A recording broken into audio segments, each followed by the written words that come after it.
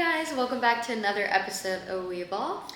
And today we are talking about the female endocrine system and how it affects mental health. Yeah, so this is a little, different approach for what we usually record. We do a lot of depression, eating disorders and all that, but we want to kind of take a different approach this time and talk more about specific things within our body that could also affect our mental health. So yeah. It's the endocrine system. So just a disclaimer, we are not licensed health professionals, even though one day we will be. Hopefully. No, we will. Okay, we answered that, yeah. We are strictly talking from research and experiences, so take that as you wish and just be careful when you take any medications or anything like that. Don't take just knowledge from us.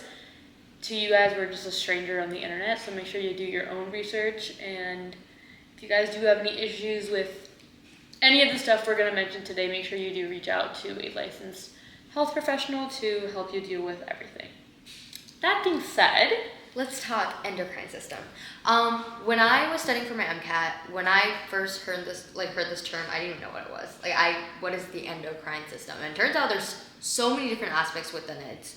So many different hormones that actually play a part in your everyday life. And you want to talk about a couple of them? Yeah, so actually a similar situation. I knew what the endocrine system was before I started studying for the DAT, but the endocrine system just scares me because there's so much. And there's so many things. And if you guys out there are either pre-dent, pre-health, anything, when you learn about this endocrine system, it's crazy. There's FLATPE. Yeah, flat pig. Flat pig, yes. There's a little acronym for y'all, and if hopefully we can have it displayed on here, it could be flat peg, and then it could be FSH. It's just too many hormones. Which we'll go into. We'll go into, but really what this episode with female endocrine system is mostly talking about the FSH and LH portion of flat peg. We are talking mainly. So the endocrine system is basically the system in your body that deals with all of the hormones.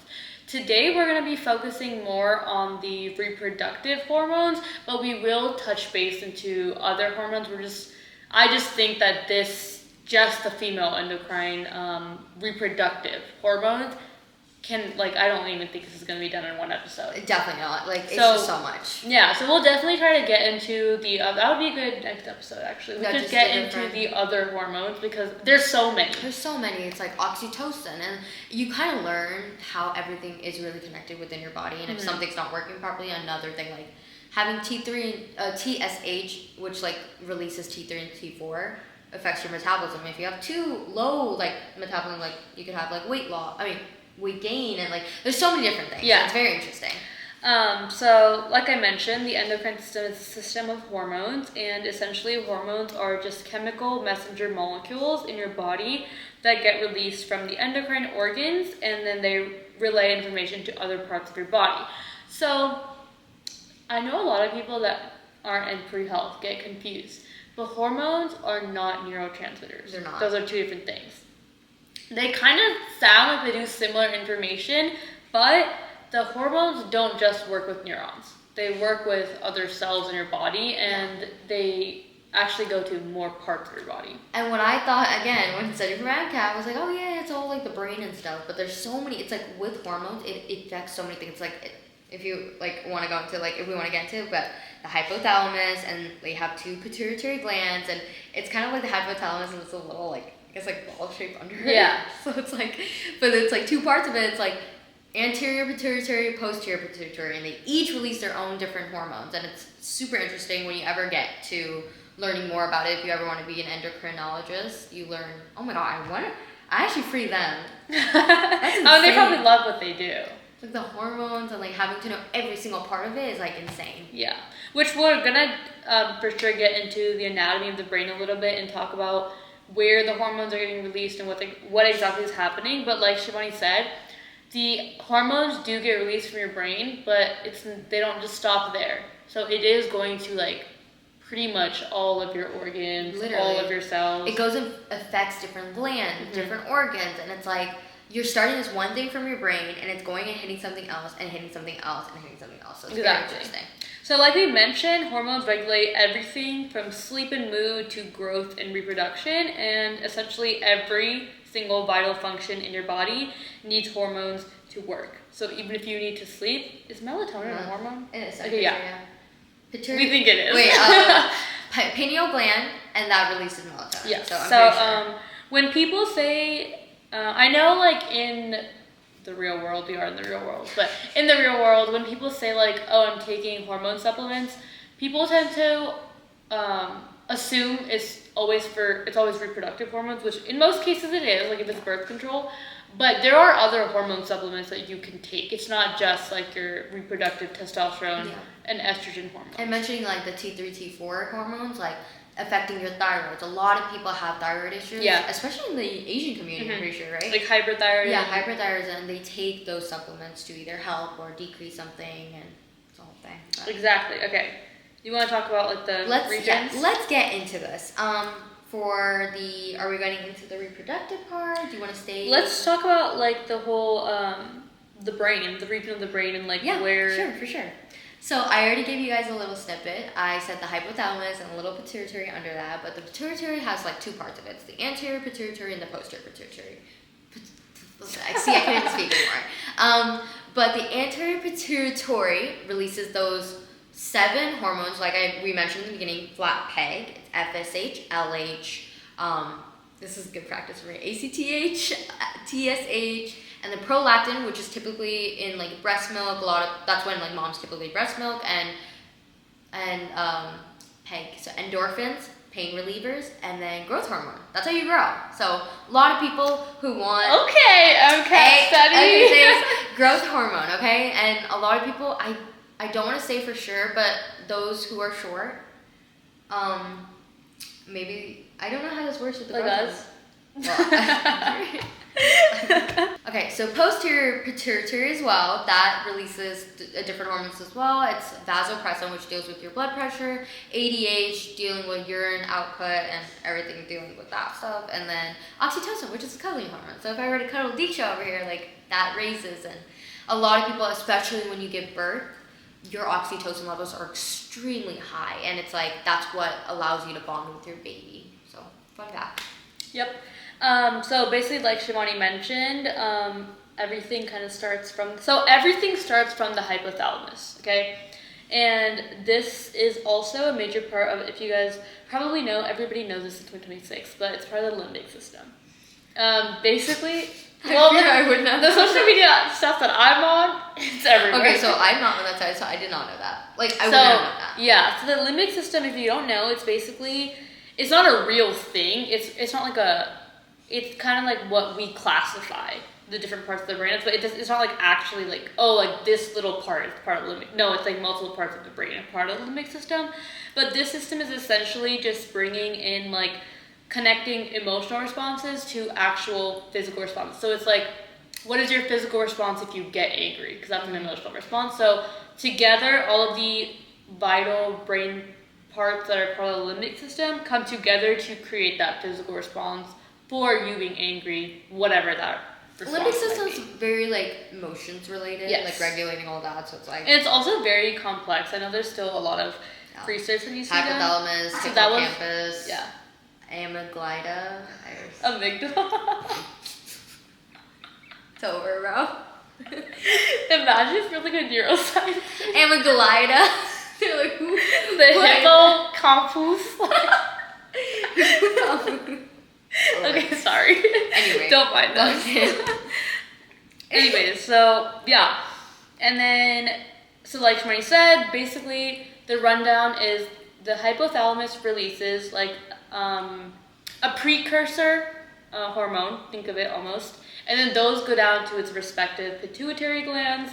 And then it's a tropic effect. It keeps affecting different things. This is a good MCAT review and DET review. Which we already were done with, but it's fine. We finished our. But anyways, like Shmay said, these pituitary glands, essentially, they are the ones that release the hormones that go into your organs outside of your brain. So let's dive more in depth to that reproductive system. So literally just ignore everything we just said. If you're trying to just focus on this like reproductive system, we are only focusing on 2 things. That's FSH and LH. And those are the most important hormones you need to know for that system. But both male and females have these hormones, and females are estrogen and progesterone.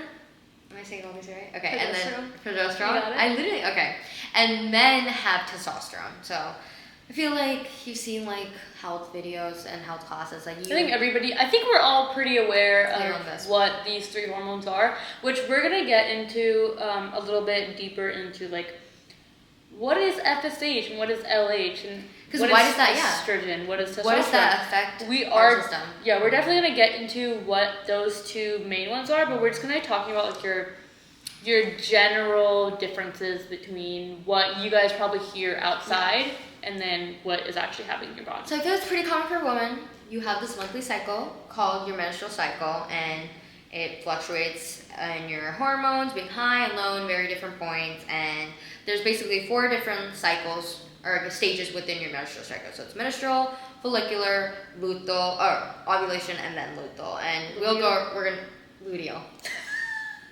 Oh my god, I can't speak today. But we're gonna go way more in depth in all these like stages and your hormones, those FSH and LH hormones. We're gonna go more in depth. What's high, what's low, and you'll learn more about your body essentially. I think when I first started learning this, I was like, you notice throughout your period, you feel like maybe more happier, more like prettier, and like towards like when you're supposed to get your period, you get so angry and you're like, I hate life, and like you just feel so like down about yourself, and that's explained by your hormones actually. I also think that this is a great episode for even if you're not pre-health, because I think it'll allow you to learn about your body, and especially in a world where we live where people take medications without knowing what they do, especially like birth control, which I really think that we should have a whole separate episode on that. Sure. But you really should know what your body is supposed to do before you take a medication that you don't even know the function of. I'm not saying you need it or you don't need it. That's up to you and your healthcare provider to figure out. But I do think that every female should be educated on how their reproductive stuff works. Exactly. Yeah. You know. That being said, Shivani did mention these three words we're gonna just keep using throughout. 4 words actually. 4? 3? Yeah, 4. No, menstrual, follicular. No, I was talking about the hormones. Oh. Yes. But Shivani did mention those 3. We're definitely going to be talking about those a lot. But I do want to emphasize that every female, well, I'm not going to say every, most females have testosterone. A lot. Okay, basically you're going to have like testosterone. Yeah, it is natural to have testosterone, and males also do have estrogen. But the amount that they have is significantly different than the opposite gender amount, right? So again, with that being said, men also follow a daily cycle, which means that they have high amounts of testosterone in the morning, which slowly depletes during the day, and then it goes kind of like to its lowest at the very end of the day, and then it goes back up beginning of the next day, which is essentially why like men can feel down like multiple times at the end of the day, but women probably only like feel their this is not going to make sense, but women probably feel their worst consecutively, but at a certain point of their 28-day cycle. Yeah. But men can have this, like, they can just get up and feel good. Not that every man, like, feels good in the morning or something, but, like, you get my point, right? Like, females, like... It is biologically, men do feel like it's the highest testosterone in the morning. Right. So and then females follow a 28-day cycle, which is obviously, that's just your national average, and then... what that essentially means is our hormones are not up and down every single day, but rather they vary 28 days. Yeah. That's like when it goes back to that beginning. And also, you can count your cycle from any day, like any point. You can count it from any of the 4 phases, like menstrual, follicular, ovulation, luteal. But the way scientists will start it, they always start at the menstrual phase, and then they go all the way through, and then start back in the menstrual phase. So that's just going to be the order that we're going to go in as well. Exactly. So now we're gonna go more in depth and like specifically about these hormones, testosterone, estrogen, and progesterone. Did I say it right? Yes. Okay, you got it. I'm gonna start with testosterone actually. This is what typically, I don't want to say like what you think of a man is, but like the deep voice and the stereotypes. The stereotypes, the deep voice, the beard, excessive body hair, libido, and it is produced for women as well, for sure. And it's in the, like, basically testosterone is produced in testes, and that goes and affects the Leydig cells. And yeah, thank you. And remember we mentioned that tropic effect? That's what the whole point of, like, it goes and affects something else, which goes and affects something else. So Leydig cells is what produces testosterone, but in order to go and affect, there's a hormone that LH goes and affects that Leydig cells, which goes and produces testosterone. So which is why LH and FSH is so important for every single person, regardless female or male. But yeah. So like Shwani said, women also have it. For women, testosterone is produced in the ovaries, and it's produced in the ovaries and the adrenal glands, which for the adrenal glands sit right on top of your kidneys. And for women that have high levels of testosterone, this can, not always, but can result in a condition called PCOS, which we will talk further after we kind of like give you guys a summary of what the endocrine system is, first of all. But I also want to talk about how in the female body, even though we have testosterone, there are certain cells that can convert testosterone to estrogen, which we'll go deeper into like how that happens. But this is like kind of the method they use to identify like a baseline for women to test for PCOS. So if you have so you have to take into consideration that women do have testosterone, but their body can naturally change that testosterone into estrogen. I had no idea that it does that. That's crazy. Yeah. Very interesting. And like we'll get into that a little bit about like what happens during ovulation and stuff. Yeah. But let's get into estrogen now. So very high in women, especially during your ovulation time. This is a little not gross. Actually, it's fine. People need to know. It's not gross. It's not gross. I don't know why I would say that. So it's stereotypical. But your cervical mucus actually thickens during this time as well. So if you notice the increased discharge, that's typically like estrogen, ovulation, and all that happening in your body. But because estrogen is actually used to maintain your endometrium, whereas like progesterone is used to, see, I have to like enunciate now.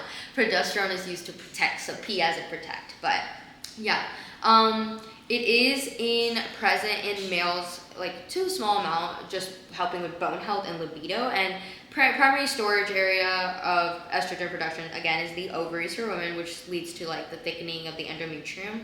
And did you know that estrogen was important for bone health? I had no idea until I started doing this, but yeah, there's a thing called osteoblasts and osteoclasts. So a quick summary of those two.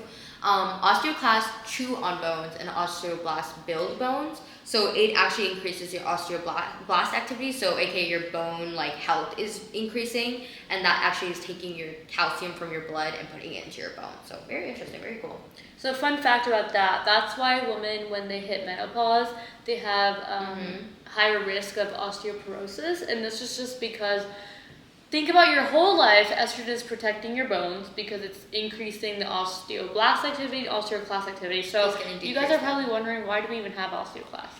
So during normal everyday cycle, your bones or the calcium in your bones is breaking down and building up to maintain healthy bone, right? So imagine if your bones never broke down and never built up, you're gonna have these really weak bones that you had when you were born. You're 20 years later, no way those bones are supporting you, right? So it's very important. It's an ongoing cycle for your bone regrowth. It's always osteoclast and osteoblasts. So we're always working together. Exactly. So now this estrogen is protecting you a little bit more by making osteoblast activity increase and osteoclast activity decrease. But then, now this is your body's norm, so it's recognizing that estrogen is doing this, and over time when you're in menopause and estrogen is at its lowest, there's nothing there to protect you from the normal activity of the osteoclast versus the osteoblast, right? So now your body just ends up breaking down bone faster than it's building it up, which is why women are actually at the highest risk for like fractures and things like that when after menopause, because people don't know it because they think estrogen, reproductive, but no, it does play a crucial role in women's bone health as well. Yeah, for sure. And then leading into progesterone, that is a very important indicator as well for pregnancy because, again, it's used in your menstrual cycle. I said like it maintains your endometrium, and it's very, very highly prevalent during ovulation. And if you are pregnant, that okay, this is very in-depth, like corpus luteum bursts, and that leads to an increase of progesterone. Your progesterone levels just keep increasing as you're pregnant. And a lot of people use like pregnancy tests to, I guess, like, I don't quote me on this, I'm sure that you're able to measure your progesterone levels and that's what shows that you're pregnant, but it's HCG levels, close, but basically corpus luteum releases progesterone, and then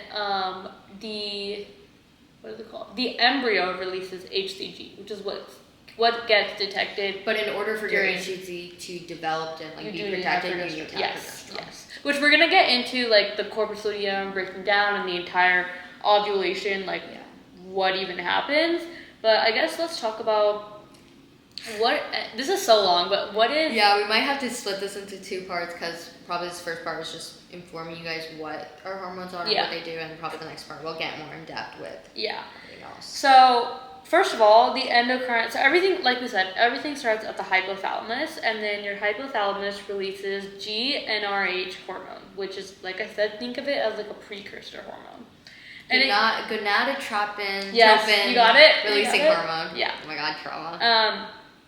That goes into your anterior pituitary gland, and then your anterior pituitary gland releases the FSH, which is follicle-stimulating hormone, which goes into your, and it releases LH as well, which is luteinizing hormone, and these go into your ovaries. So these are kind of the hormones that transfer messages from your brain to your other organ systems, and in this case, it would be the ovaries.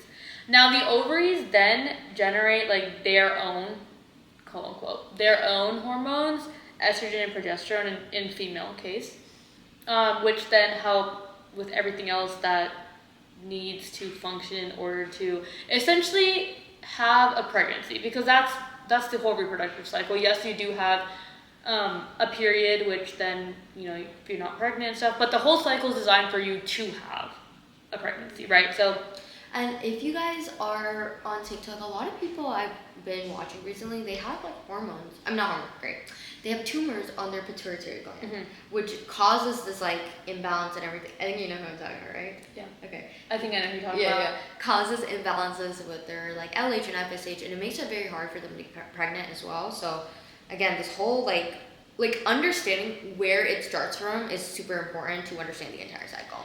And I do see a lot of, so the reason I was saying that this is just so important for women to learn about is because with the prevalence of birth control, especially since birth control is now available over the counter, which means you don't need a prescription to take it, there are so many women that take it, develop something like a tumor on the pituitary gland, do have a period, so they think that they can get pregnant, but in order for you to get pregnant, it's not the period that matters, it's are you ovulating. If your body's not releasing an egg, you cannot get pregnant, even if you're having a period once a month. So this is why, and a lot of these people end up learning about the entire reproductive system after they already have the problem. But I personally think that you should be very knowledgeable before you even get the problem, so that you're well aware. Basically, what she's saying is, okay, we can't speak tonight.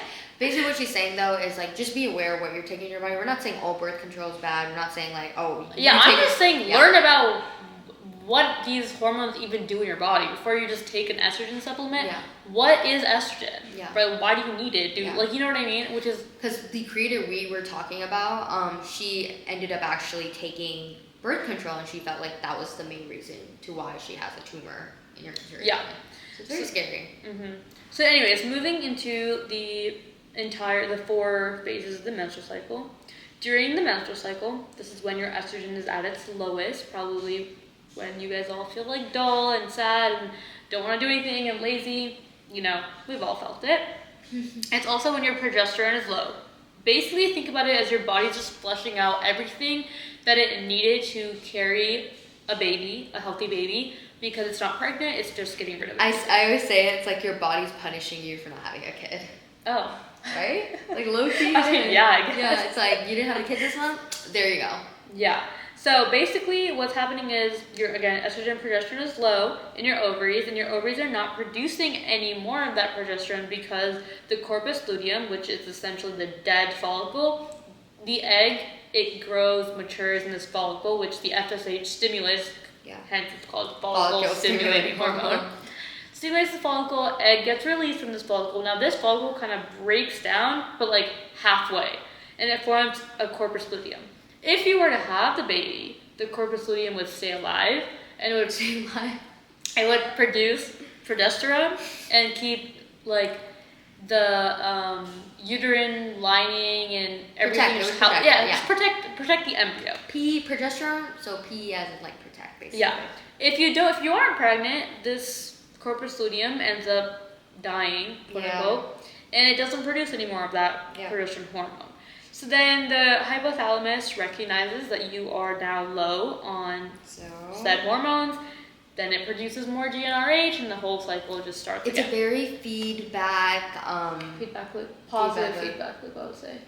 I think oxytocin is a positive feedback loop. Does our body? I think it won't keep producing FSH.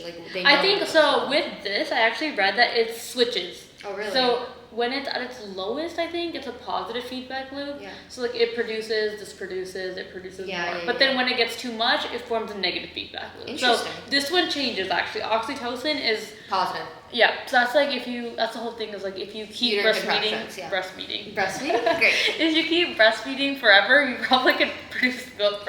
You probably can't, but like it's really they use it to compare. Wow, we cannot speak today. Use it to compare during uterine contractions. So the more you contract, the more you're dilated, the more oxytocin released, and you keep going back, and that's why your oxytocin levels are so high when you give birth that you instantly connect with your baby.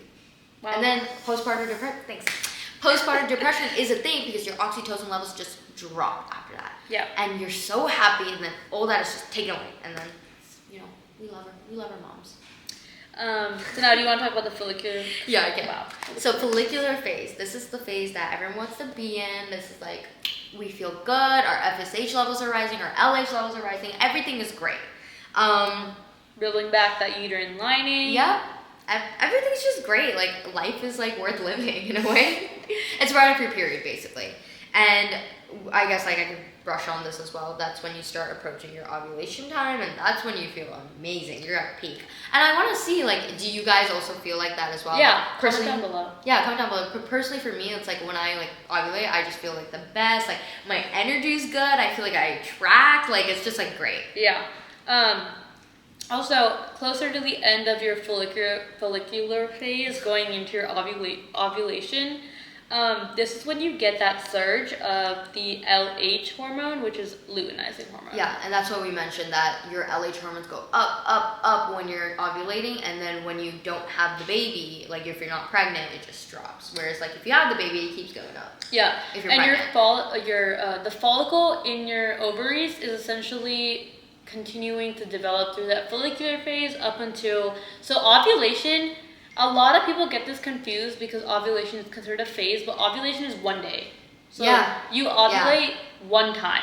And I think Flo honestly doesn't do, like, it's a good job representing it, but for me, when I didn't learn this, I just assumed all the blue days were ovulating. I think it's a hard, and then they had the circle day. Yeah, exactly. So it's like hard to like look at it and be like, what does that mean? But that's why because I used to think that too until I started studying. But yeah, the ovulation is a single day. It's like the 1 day that your egg gets released. If you use an app like Clue or Flow to track your period, the blue days are the possible ovulatory days. So they're possible days that you could release an egg, but the day that's circled or has a circle on it, whatever, is the day that you most likely ovulated. Yeah. So you can get pregnant as long as the egg hasn't fully been released yet.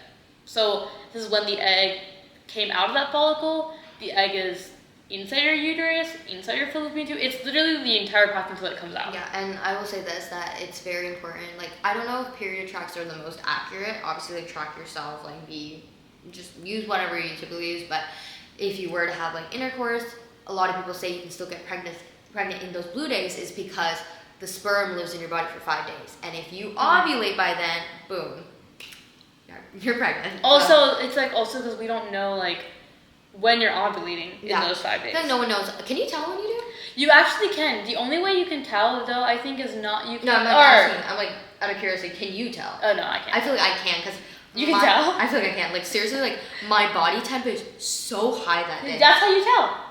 so high. That's what the Oura ring does? Yeah, it touches your body temperature. Like, really? Yeah. So my body temp is extremely high that day, and like I just feel like I want to like faint, like in a way. Like I'm so exhausted. Wow. I think. Okay. I feel, and then the next day I'm fine. Like you're probably right. Yeah, I felt so lightheaded that day. I was like, I think I am sick, and then I was fine. I can feel when I'm in the blue days. I don't know which blue day I'm actually off. Yeah.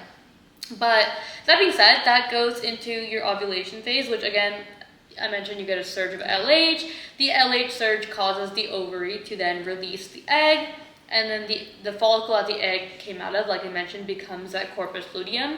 And it essentially stays corpus luteum even if you're not pregnant until the egg completely leaves the uterus. And then the last phase... Yeah, it breaks down and all that. But that luteal phase, when you are not pregnant, basically, everything's getting drugged, you feel like so bad, and it's typically the menstruation's I guess phase in a way too, right? It's going into that, yes. Okay, so it's right before your period, you feel like so tired, you're like, I don't want to do anything anymore, like that's your luteal phase. It's very interesting to hear everything like come together and yeah.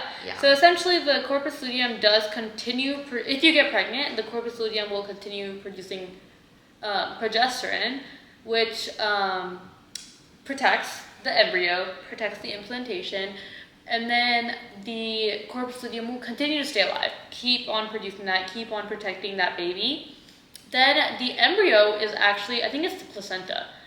The placenta or the embryo? I don't think the placenta was born by then, but something inside the embryo starts producing HCG, which is the thing that gets detected on a pregnancy test. So you're not gonna have HCG hormone inside your body unless you're actually pregnant. Yeah, so that's what like pregnancy tests like detects for, and like you can take a blood HCG level in case if it's really low, you can take and that's the whole point. Like you remember we mentioned like the uterine lining and all that, like protecting the uterine, like progesterone.